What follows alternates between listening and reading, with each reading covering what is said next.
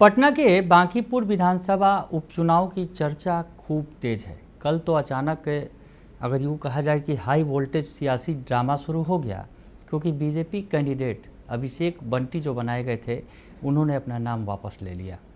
नाम वापस लेने के बाद तरह तरह की चर्चाएं शुरू हो गईं। विपक्ष ने हमला बोलना शुरू कर दिया। विपक्ष ने कहा कि बीजेपी ने हार मान ली है।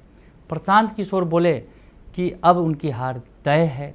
तो ऐसे में तमाम तरह के जो है तीर चलने लगे बीजेपी पर, और ख़ास करके सबसे बड़ी बात कि नितिन नवीन जो बीजेपी के राष्ट्रीय अध्यक्ष हैं उनके ऊपर सवाल खड़े हो गए, क्योंकि नितिन नवीन की ये सीट है। नितिन नवीन यहाँ से विधायक थे, सरकार में मंत्री थे और बांकीपुर से लगातार वो विधायक रहे हैं। 5 बार उन्होंने जीत हासिल की।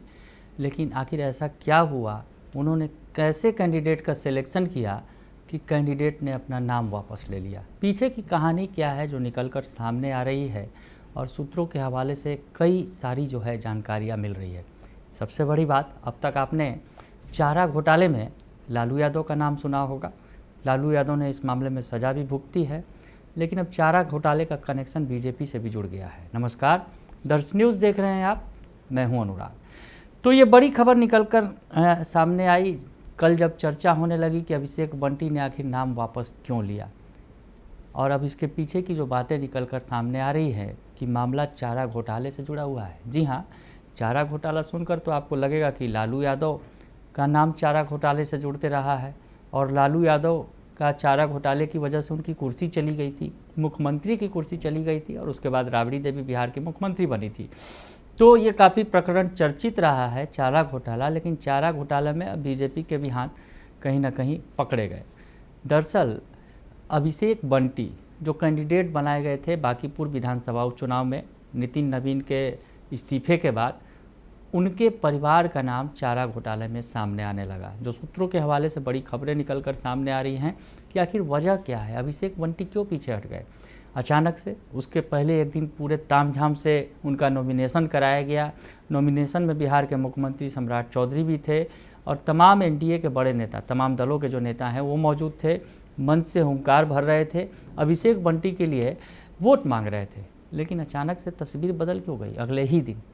तो जो बातें निकल कर सामने आ रही हैं, आपको पूरी बात बताएंगे, विस्तार से बताएंगे कि आखिर पीछे की कहानी क्या है, क्यों आखिर इतना सीन अचानक से बदल गया।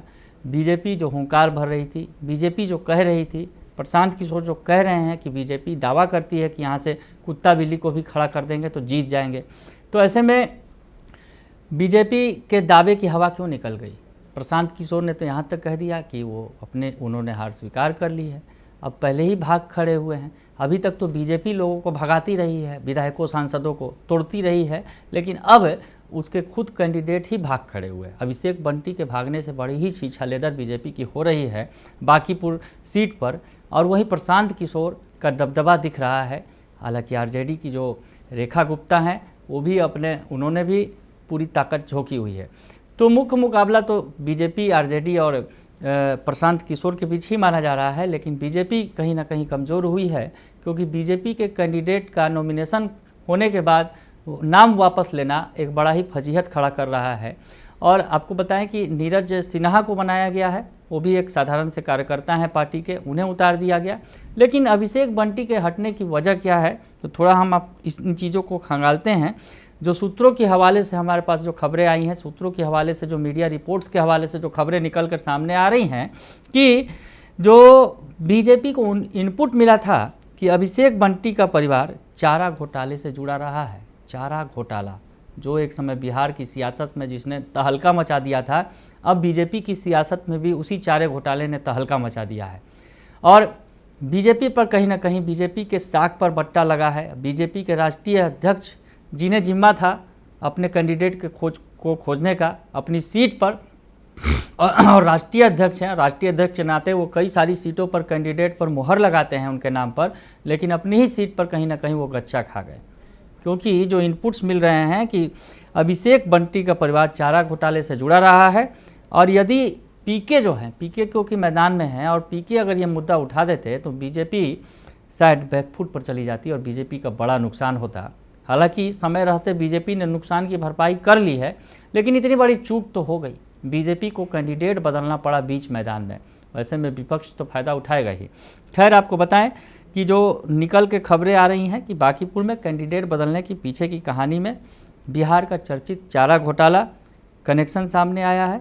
अभिषेक बंटी ने कल जिस तरह से सामने आए वो एक प्रेस कॉन्फ्रेंस की छोटी सी और बता दिया कि मैंने नाम वापस ले लिया है, और उन्होंने पारिवारिक वजहों का हवाला दिया कि पारिवारिक वजह से उन्होंने इस्तीफा ये जो सीट से नामांकन वापस लिया है। तो उसके बाद कुछ ही मिनटों के बाद नीरज कुमार सिन्हा के नाम का भी ऐलान कर दिया गया और नीरज कुमार सिन्हा को पार्टी का माला भी पहना दिया गया, सम्मान भी कर दिया गया और अब नॉमिनेशन भी होगा।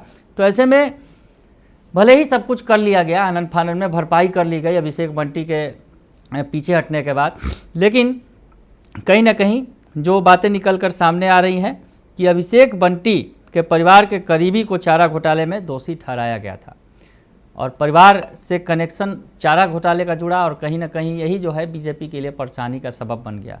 लेकिन सवाल ये भी खड़ा हो रहा है कि नितिन नवीन के इतने करीबी रहे हैं अभिषेक बंटी, सालों से उनके साथ रहे हैं और लगभग 25-26 सालों से सक्रियता रही है अभिषेक बंटी की, तो आखिर नितिन नवीन को ये जानकारी क्यों नहीं थी, ये भी बड़ा सवाल है।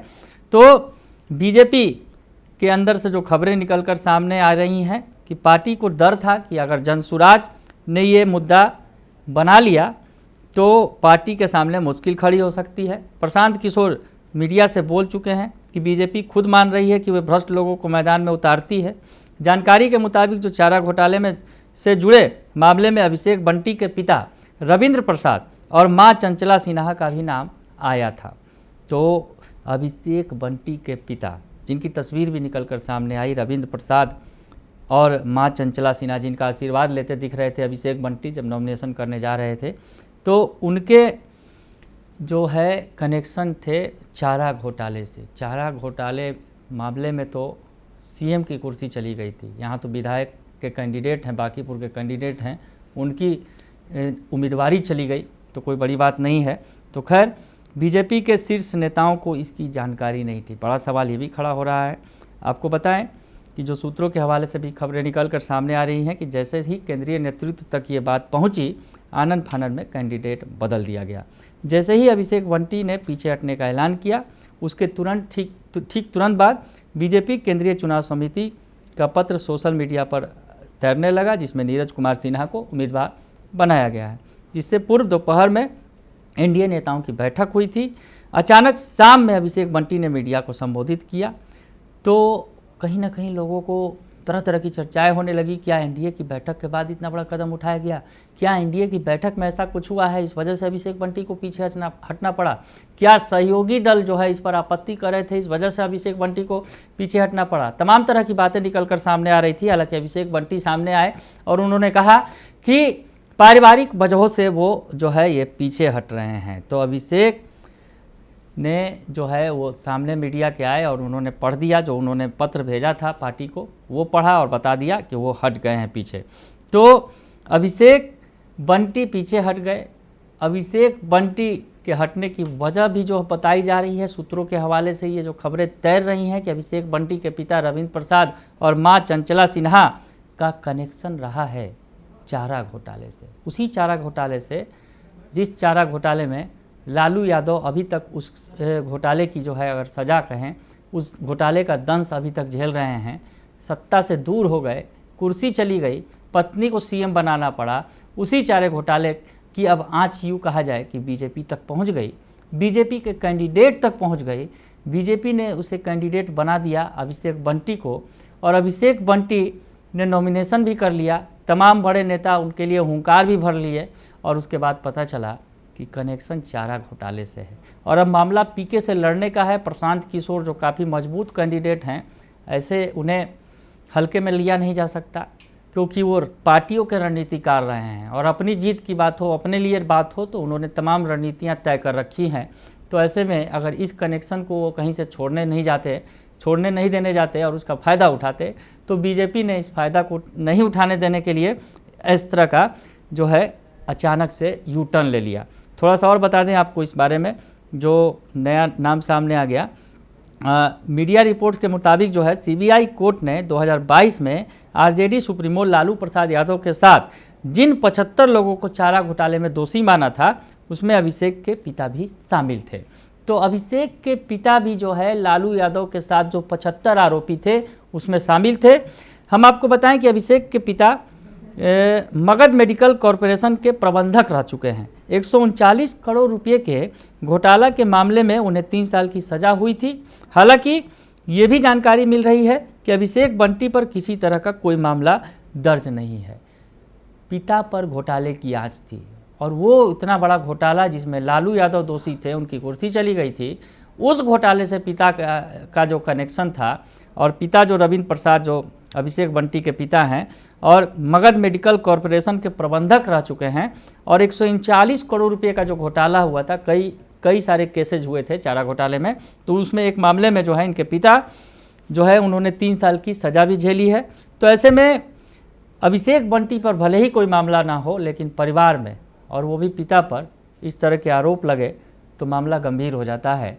और पिता के मामले में कहीं ना कहीं बेटे पर जो है उसकी आंच आई चारा घोटाले की, जो अब तक जिस चारा घोटाले की आंच की वजह से आरजेडी कहीं ना कहीं सफ़र करती रही है, आरजेडी बैकफुट पर रही है, लालू यादव बैकफुट पर आए हैं कई बार, लेकिन अब उसी चारा घोटाले की वजह से बीजेपी बैकफुट पर आ गई और बांकीपुर में भारी फजीहत हो गई, कैंडिडेट बदलना पड़ गया।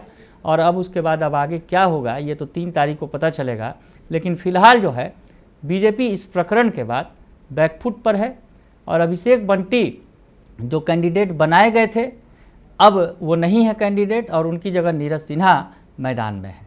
आगे देखिए होता है क्या, ये सियासत है, सियासत के रंग हजार हैं। बने रहिए दर्श न्यूज के साथ, तमाम खबरों से आपको अपडेट रखेंगे। फिलहाल के लिए इतना ही, धन्यवाद। गोल, जहां 28 वर्षों के सफर में 18,000 से भी अधिक छात्रों ने डॉक्टर एवं इंजीनियर बनकर सफलता की ऊंची उड़ान भरे है, जहां साधारण छात्र भी बिहार एवं झारखंड टॉपर बनकर बड़ा इतिहास बना रहे हैं।